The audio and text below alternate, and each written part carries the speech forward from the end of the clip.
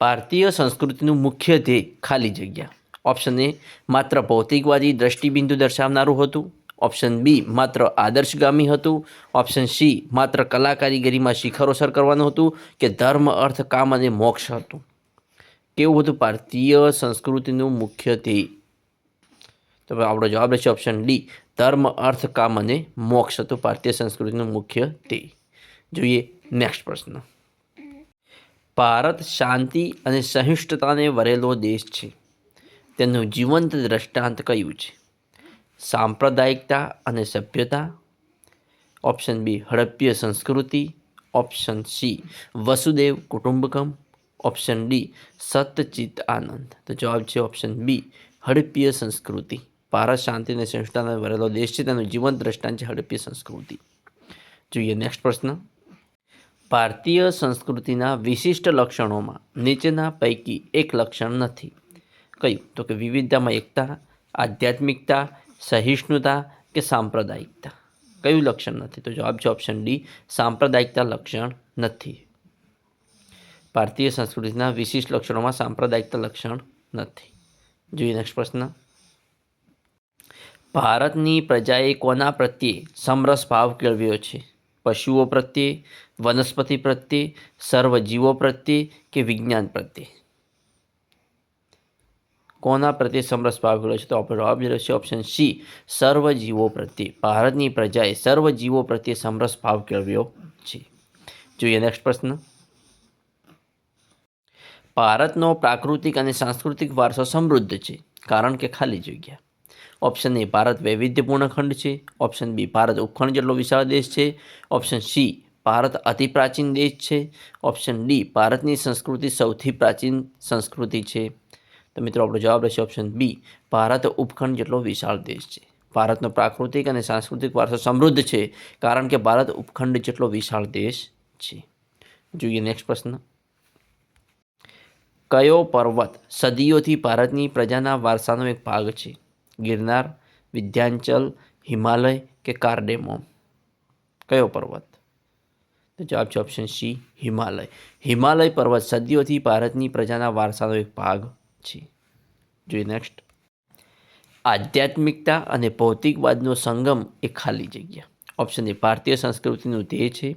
Option B માનવ સર્જિત સાધન છે. Option C ભારતીય સંસ્કૃતિનું વિશિષ્ટ લક્ષણ છે. ઓપ્શન ડી અર્વાચીન સમયનું એક લક્ષણ છે. તો આપણો જવાબ રહેશે ઓપ્શન સી ભારતીય સંસ્કૃતિનું વિશિષ્ટ લક્ષણ છે. આધ્યાત્મિકતા અને ભૌતિકવાદનો સંગમ એ ભારતીય સંસ્કૃતિનું વિશિષ્ટ લક્ષણ છે. જોઈએ નેક્સ્ટ. વિદેશીઓનું ભારતીયકરણ કરવામાં કયા પરિબળો મુખ્ય ભાગ ભજવ્યો હતો? ભાષાએ, વિચારોએ, રહેણીકરણીએ કે ધર્મે? જવાબ છે ઓપ્શન ડી ધર્મ. વિદેશીઓનું ભારતીયકરણ કરવામાં ધર્મે મુખ્ય ભાગ ભજવ્યો હતો. જોઈએ નેક્સ્ટ. પ્રાકૃતિક વારસામાં કઈ બાબતોનો સમાવેશ થાય છે? રાજમહેલો, કિલ્લાઓ વગેરેનો, નદીઓ, વૃક્ષો વગેરેનો કે સ્તૂપો, ચૈત્યો વગેરેનો કે મંદિરો, મસ્જિદો વગેરેનો? કઈ બાબતોનો સમાવેશ થાય છે પ્રાકૃતિક વારસામાં? તો જવાબ છે ઓપ્શન બી નદીઓ અને વૃક્ષો વગેરેને પ્રાકૃતિક વારસામાં સમાવેશ થાય છે. જોઈએ નેક્સ્ટ. સાંસ્કૃતિક વારસામાં કઈ બાબતોનો સમાવેશ થાય છે?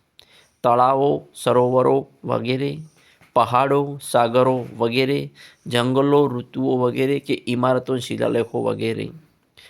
કઈ સાંસ્કૃતિક વારસામાં કઈ બાબતનો સાંસ્કૃતિક વારસામાં? તો ઓપ્શન ડી ઇમારતો, શિલાલેખો વગેરેનો સાંસ્કૃતિક વારસામાં સમાવેશ થાય છે. ઇમારતો અને શિલાલેખોનો સમાવેશ સાંસ્કૃતિક વારસામાં થાય છે. જોઈએ નેક્સ્ટ પ્રશ્ન. કે આપણી લોકમાતાઓ કોણ કહેવાય છે? જાતક કથાઓ, નદીઓ, દેવીઓ કે ધાર્મિક કથાઓ? કોણ આપણી લોકમાતાઓ કહેવાય છે?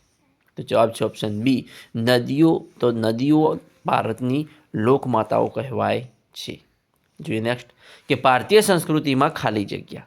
પીપળો, વડ અને તુલસીને પવિત્ર ગણીને પૂજવામાં આવે છે. ઓપ્શન બી લીમડો, આંબો અને આસોપાલવને પવિત્ર ગણવામાં આવે છે.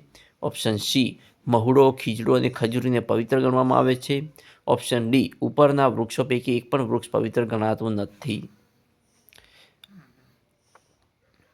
તો આપણો જવાબ રહેશે ઓપ્શન એ. પીપળો, વડ અને તુલસીને પવિત્ર ગણીને પૂજવામાં આવે છે. જોઈએ નેક્સ્ટ. ભારતીય પ્રજાજીવનને સમૃદ્ધ બનાવવા સૌથી મોટો ફાળો કોનો છે? વન્યજીવનનો, નદીઓનો, પર્વતોનો કે વનસ્પતિનો? કોનો છે સૌથી મોટો ફાળો? તો જવાબ છે ઓપ્શન બી, નદીઓનો. ભારતીય પ્રજાજીવનને સમૃદ્ધ બનાવવાનો સૌથી મોટો ફાળો નદીઓનો છે. કોનો છે? નદીઓનો. જોઈએ નેક્સ્ટ. કે ભારતની પ્રજા અતિ પ્રાચીન યુગથી પર્યાવરણ પ્રેમી રહી છે. તેની સાક્ષી છે પ્રજાનું, તેની સાક્ષી છે પ્રજાનો ખાલી જગ્યા. કુટુંબ પ્રેમ, દેશ પ્રેમ, ઉત્સવ પ્રેમ કે વૃક્ષ પ્રેમ?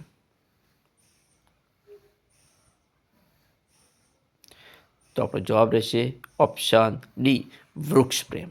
ભારતની પ્રજા અતિ પ્રાચીન યુગથી પર્યાવરણ પ્રેમી રહી છે. તેની સાક્ષી છે પ્રજાનું, તેની સાક્ષી છે અને પ્રજાનો વૃક્ષ પ્રેમ.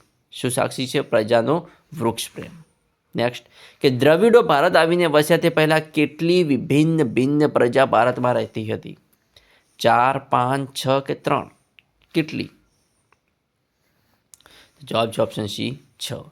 દ્રવિડો ભારતમાં આવીને વસ્યા તે પહેલાં ભારતમાં 6 ભિન્ન પ્રકારની પ્રજાતિ ભારતમાં રહેતી હતી. કેટલાક ઇતિહાસકારોના મતે કઈ પ્રજા ભારતની સૌથી પ્રાચીન નિવાસી છે?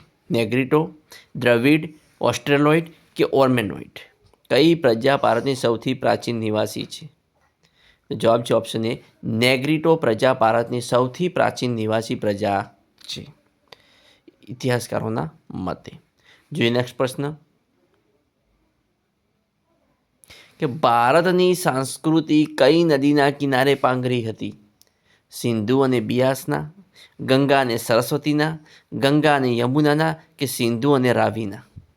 કઈ નદીના કિનારે પાંગરી હતી ભારતની સંસ્કૃતિ?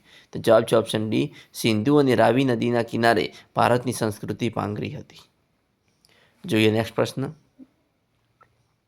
કે ભારતમાં ઓસ્ટ્રેલોઇડ પ્રજા ક્યાંથી આવી હતી? મધ્ય એશિયાથી, અગ્નિ એશિયામાંથી, ઉત્તર પશ્ચિમ એશિયામાંથી કે દક્ષિણ એશિયામાંથી? ભારતમાં ઓસ્ટ્રેલોઇડ પ્રજા ક્યાંથી આવી હતી?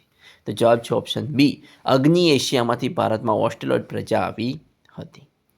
જોઈએ નેક્સ્ટ પ્રશ્ન. કે ભારતીય સંસ્કૃતિ અને સભ્યતાના વિકાસમાં કઈ પ્રજાનો ફાળો વિશિષ્ટ છે? નેગ્રીટો, ઓર્મેનાઇડ, ઓસ્ટ્રેલોઇડ કે મોગોલોઇડ? કઈ પ્રજાનો ફાળો વિશિષ્ટ છે? તો આપણો જવાબ રહેશે ઓપ્શન સી, ઓસ્ટ્રેલોઇડ પ્રજાનો ફાળો વિશિષ્ટ છે ભારતીય સંસ્કૃતિ અને સભ્યતામાં. મિત્રો, આવા જ અવનવા ટેસ્ટ જોવા વિડીયોને લાઇક અને ચેનલ સબસ્ક્રાઈબ કરવાનું ના ભૂલતા.